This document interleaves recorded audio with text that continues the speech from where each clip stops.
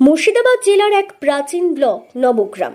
নবগ্রামের সাকুরিয়া গ্রাম শিবপুর অঞ্চলে আজও আছে মাটির বাড়ি।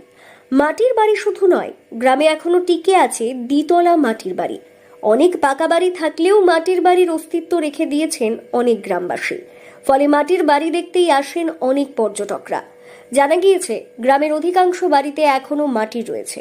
এই গ্রাম মূলত কৃষি প্রধান গ্রাম হিসেবেই পরিচিত। কোনো বাড়ি আছে প্রায় 70 বছরের পুরনো। তবে বর্তমানে আধুনিকতার যুগে অনেক পাকা বাড়ি তৈরি থাকলেও মাটির বাড়ির অস্তিত্ব রেখে দিয়েছেন অনেকেই।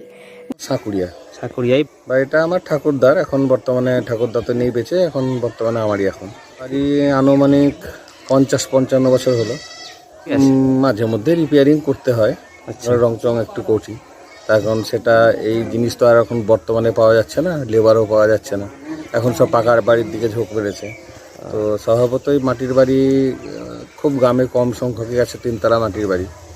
মাটির বাড়িটা ধরে রাখার জন্য এখন লেবার পাওয়াও মুশকিল মাটির বাড়ি করার জন্য, আর এইসব মিস্ত্রি আর এখন বর্তমানে নেই। গ্রামের বাসিন্দারা জানিয়েছেন, একসময় গ্রাম বাংলার মাটির বাড়ি শুধু বাসস্থান নয়, ছিল আবেগ, ঐতিহ্য আর মানুষের মিলনের প্রতীক। এসব বাড়িতে বসবাস করত যৌথ পরিবার, যেখানে বাবা মা, সন্তান, দাদা দাদি সবাই একসঙ্গে থাকত। উঠোনে একসঙ্গে গল্প করা, পিঠা বানানোর উৎসব, সন্ধ্যায় লণ্ঠনের আলোতে পারিবারিক সময় কাটানো, এসব দৃশ্য মাটির বাড়ির অপরিহার্য অংশ ছিল। মানুষের মধ্যে আন্তরিকতা, সহযোগিতা, ভালোবাসার বন্ধন গভীর ছিল। মাটির দেয়ালের গায়ে এঁকে রাখা আলপনা আর উঠোন জুড়ে খেলার দৃশ্য এক বিশেষ পরিবেশ সৃষ্টি করত, যা আজও স্মৃতিতে ভাসে। কিন্তু আধুনিক ফ্ল্যাট সংস্কৃতি এই চিত্র বদলে দিয়েছে। এখন পরিবারের সদস্যরা আলাদা ঘরে, এমনকি আলাদা শহরে বসবাস করে। মানুষে মানুষে মনের দূরত্ব বেড়েছে। যৌথ পরিবারের ধারণা তো বিলুপ্ত প্রায়। ফ্ল্যাটে বাস করা মানুষের মধ্যে পাশের বাসার কাউকে চেনার তাগিদও কম।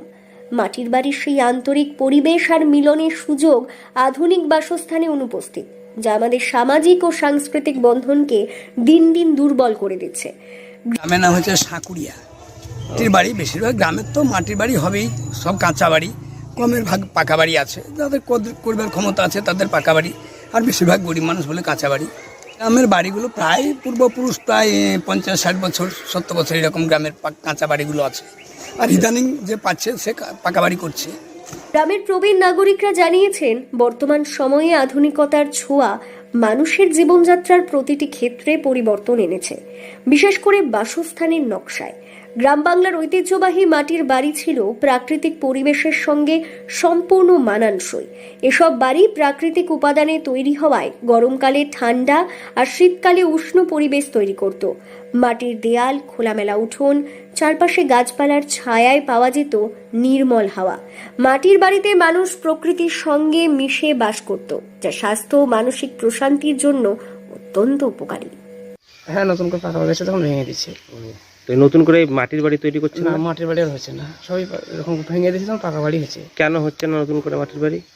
মাটির বাড়ি এখন মানুষ আর করছে না, জল জলে বারবার খাটতে হয়েছে, ছেড়ে পড়ে এসে ছেড়ে পড়ে আসতে বললে পাকাটাই করে নিচ্ছে। পাকাটাই করে নিচ্ছে।